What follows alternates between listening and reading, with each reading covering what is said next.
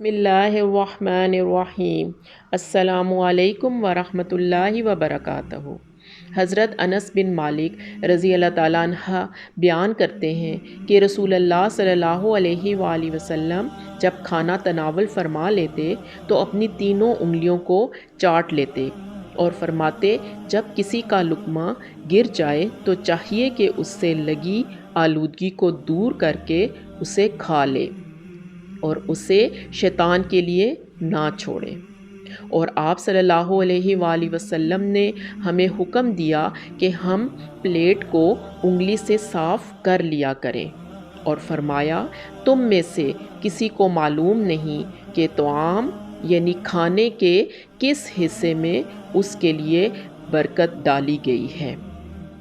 اللہ تعالیٰ ہم سب کو نبی کریم صلی اللہ علیہ وآلہ وسلم کے طور طریقے اپنانے کی توفیق عطا فرمائے اور نبی کریم صلی اللہ علیہ وآلہ وسلم کی ہر حدیث پر عمل کرنے کی توفیق عطا فرمائے۔ آمین۔ جزاک اللہ خیر۔